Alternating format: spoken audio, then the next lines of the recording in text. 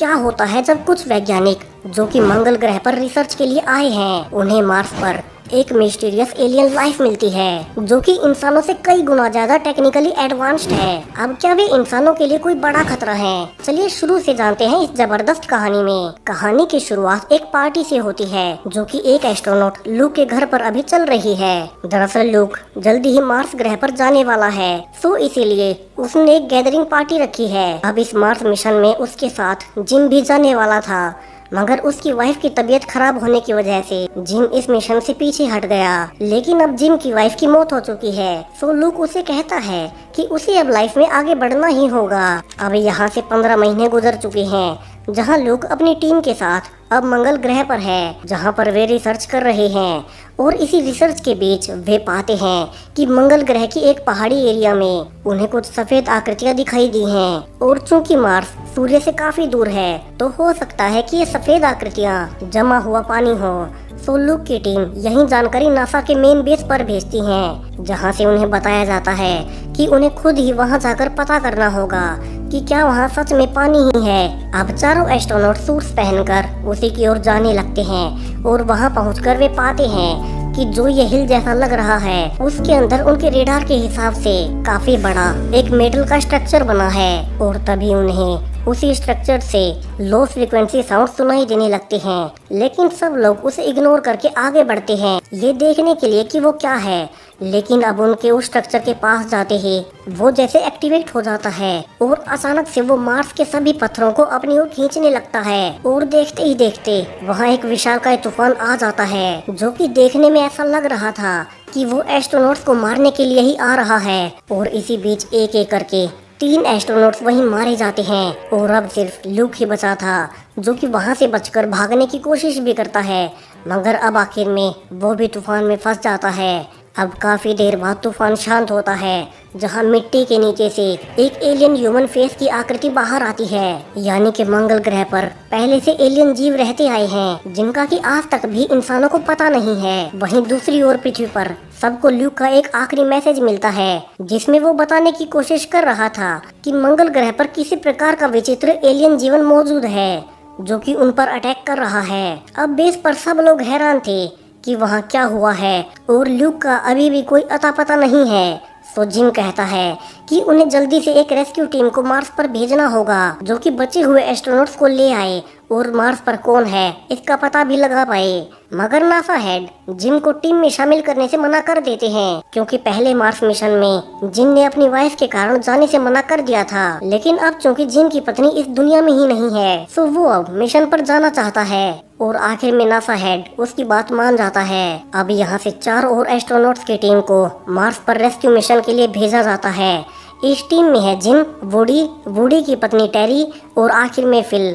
अब 1 साल बीत जाता है जहां फाइनली मार्स 2 मिशन का शिप मार्स के करीब आ चुका है, जहां से उन्हें मार्स 1 मिशन के लगाए गए कैंप्स के भी इमेजेस मिलने लगती है। यहाँ उन्हें ऊपर से 3 कब्रें बनी हुई नजर आती हैं, मगर ये कब्रें बनाई किसने? और पहले मिशन में 4 एस्ट्रोनॉट्स आए थे, तो चौथा कहाँ गया? सवाल बहुत थे जिनका पता इस टीम को लगाना होगा। अब बेस से उन्हें मार्स पर लैंड करने की परमिशन मिल जाती है, मगर मार्स के ऑर्बिट में जाते ही उनके शिप से काफी सारे माइक्रो मेटेओराइट्स आकर टकराते हैं, जिससे फिल का एक हाथ तक जख्मी हो जाता है। अब क्रू को लगता है कि ये छोटा सा टकराव है और वे उसे ठीक करने लगते हैं, मगर अब तक स्पेसशिप का मेन फ्यूल टैंक मेटेओराइट्स के टकराने से काफी डैमेज हो चुका था और एक ही झटके में अब उसमें ब्लास्ट हो जाता है।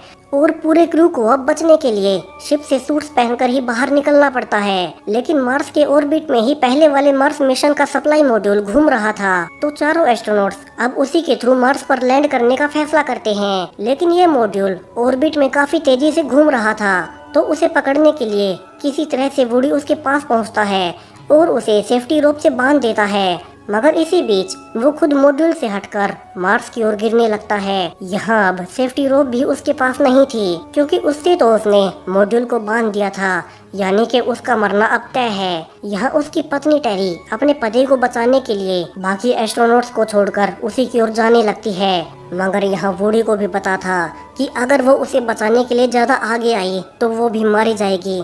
तो वो उसकी जान बचाने के लिए अब खुद का ही हेलमेट उतार देता है और मारा जाता है।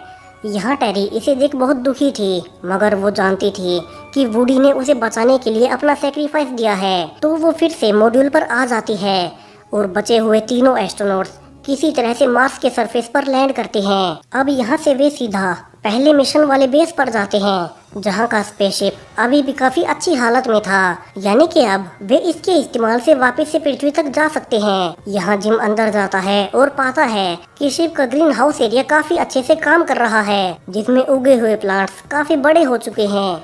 यहाँ जिम अपना हेलमेट अब उतार देता है, लेकिन तभी उसके ऊपर कोई अटैक करता है और ये कोई और नहीं ल्यूक ही था, जो कि पिछले 1 साल से अकेले ही यहाँ पर रहते आया है। और ऐसा हो गया है, यहाँ सब मिलकर उसे संभालते हैं और बताते हैं कि वे उसे ही यहाँ से रेस्क्यू करने आए हैं। जिसके बाद ल्यूक अब फिर से अपने सेंसेस में आता है। अब ल्यूक यहाँ से अपने पिछले 1 साल की कहानी बताना शुरू करता है कि कैसे उस अटैक के बाद वो बच गया, जिसके बाद उसने पहले बाकी के तीनों एस्ट्रोनॉट्स की बॉडी को रिचुअल के अनुसार दफनाया और फिर शिप में रहते हुए ही उस अजीब से एलियन स्ट्रक्चर को दूर से ही स्टडी करना शुरू किया। यहाँ से वो उन्हें फिर से वही स्ट्रक्चर दिखाता है, जिसका चेहरा कुछ कुछ इंसानों जैसा लग रहा था, मगर कुछ डिफरेंसेस के साथ। सभी हैरान थे कि क्या इन एलियंस की बॉडी इंसानों जैसे ही दिखती होगी। अब ल्यूक आगे बताता है, जब वे उस स्ट्रक्चर के पास गए थे तब उन्हें वहाँ एक अजीब सा लो फ्रीक्वेंसी साउंड सुनाई दिया था, मगर तब उन्होंने उसे इग्नोर कर दिया। मगर पिछले कई महीनों से ल्यूक इसी साउंड पर रिसर्च कर रहा है, जहाँ उसने पाया कि ये साउंड इंसानी डीएनए का ही एक डायग्राम है, यानी कि एलियन जीवों ने इसे अपने सिग्नेचर के रूप में यहाँ मार्स पर छोड़ा है। अब जिम इसे देख समझ जाता है कि ये कोई सिग्नेचर नहीं है, बल्कि उस अजीब से एलियन स्ट्रक्चर तक जाने का टेस्ट है, और उस साउंड का करेक्ट आंसर देने पर ही वे उस स्ट्रक्चर के अंदर जा सकते हैं। अब सब समझ जाते हैं कि पहली बार चूंकि उन्होंने साउंड को अनदेखा किया और आगे बढ़ने लगे, तो उन सबको खुद पर खतरा समझकर उस स्ट्रक्चर के सिक्योरिटी सिस्टम ने उन पर अटैक कर दिया। तो अगर उन्हें उसके अंदर जाना है तो पहले अपने डीएनए का सबूत देना होगा। अब वे अपनी इस थ्योरी पर कोई रिस्क नहीं लेना चाहते थे, तो वे अपने डीएनए सैंपल के साथ एक रोवर को भेजते हैं, जो कि सिग्नल्स के थ्रू उनके डीएनए की जानकारी उस स्ट्रक्चर तक ट्रांसमिट करता है। और ऐसा होते ही उसमें से एक दरवाजा खुलने लगता है। अब इसे देख सब लोग खुश थे कि उन्हें अब पता चल जाएगा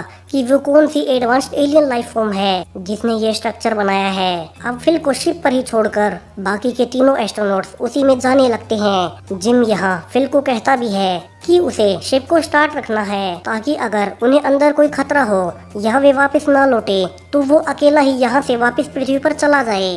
अब तीनों डरते हुए अंदर जाते हैं, जहाँ अंदर एक बड़ा सफेद हॉलवे था, और दरवाजा बंद होते ही उनका बाहर मौजूद फिल से संपर्क टूट जाता है। अब तीनों अंदर पाते हैं कि अंदर का एटमॉस्फेयर उनकी बॉडी के हिसाब से बदल रहा है, यानी कि वे अब ऑक्सीजन मास्क हटा सकते हैं। अब अंदर फिर से एक दरवाजा खुलता है, जिसके अंदर जाते ही वे खुद को एक बड़े प्रोजेक्शन रूम में पाते हैं, जिसकी टेक्नोलॉजी काफी एडवांस लग रही थी। और तभी उसी एलियन लाइफ फॉर्म का एक होलोग्राम उन्हें दिखाई देता है, जो कि अब उन्हें वो सब जानकारियाँ देने लगता है जिस पर पूरे मानव इतिहास की शुरुआत लिखी थी। वो बताना शुरू करता है कि करोड़ों वर्ष पहले हमारे सोलर सिस्टम में सिर्फ मंगल ही एक ऐसा ग्रह था जिस पर जीवन शुरू हुआ, मगर फिर एक बड़ा मेटेओराइट आकर मार्स से टकराया, जिसके बाद मार्शियन लोगों को अपनी सभ्यता बचाए रखने के लिए दूसरे प्लैनेट्स और दूसरी गैलेक्सीज में जाना पड़ा। और इन्हीं के ग्रुप्स में से एक शिप को पृथ्वी पर भी भेजा गया, जहाँ पर उन्होंने अपने डीएनए के सैंपल्स छोड़े। और उस वक्त तक पृथ्वी पर कोई जीवन पनपा ही नहीं था, यानी कि पृथ्वी पर जीवन की शुरुआत ही मार्शियन लोगों ने की थी। और समय के साथ साथ पृथ्वी पर उनका डीएनए इवॉल्व होता गया और आखिर में इंसान भी पैदा हुए। मगर पृथ्वी अकेला ऐसा ग्रह नहीं है जहां मार्शियंस ने जीवन पैदा किया। वे इसके अलावा भी कई सारी गैलेक्सीज में गए और वहां अलग अलग जीवन के अनुकूल ग्रहों पर बस गए। अब वो होलोग्राम तीनों से हाथ भी मिलाता है, ये जताने के लिए कि इंसानी प्रजाति उन्हीं का एक हिस्सा है, जिसे कि उन्होंने ही पैदा किया है। अब होलोग्राम गायब हो जाता है और बताया जाता है कि उनके नीचे एक स्पेसशिप है, जो कि उन्हें रियल मार्शियन के प्लेनेट तक ले जाएगा, जो कि यहाँ से बहुत दूर एक दूसरी गैलेक्सी में है। वहीं बाहर से फिल का कोई कांटेक्ट अंदर नहीं हो पा रहा था, तो वो डर जाता है कि कहीं अंदर कोई खतरा ना हो, तो वो वापस से पृथ्वी पर जाने के लिए अपने शिप को शुरू कर देता है। वहीं अंदर तीनों फैसला करते हैं कि वे दूसरी गैलेक्सी में नहीं जा सकते, क्योंकि यहाँ से ये सारी जानकारी उन्हें पृथ्वी तक पहुँचानी होगी। लेकिन जिम कहता है कि वो अकेला ही उस दूसरे प्लेनेट को देखना चाहता है, क्योंकि उसकी पत्नी के मरने के बाद पृथ्वी पर अब उसका कोई नहीं बचा है जिसके लिए वो वापस जाए। तो वो अकेला ही मार्शियंस के उस ग्रह पर जाएगा और बाकी के दोनों एस्ट्रोनॉट्स यहाँ से वापस से पृथ्वी पर जाएंगे, जहाँ वे यहाँ की सारी जानकारियाँ उनसे साझा करेंगे।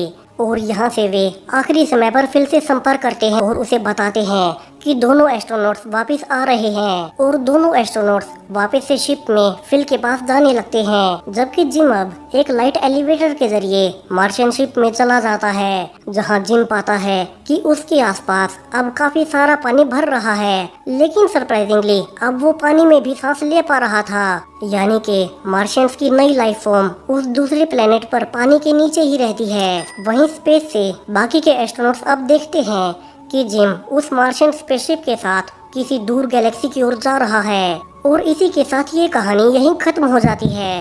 अब ये कहानी बाकी मूवीज से काफी अलग थी, जहाँ एलियंस इंसानों के दुश्मन नहीं थे, बल्कि उन्होंने ही इंसानों को पैदा किया। तो वीडियो पसंद आया हो तो इसे लाइक कर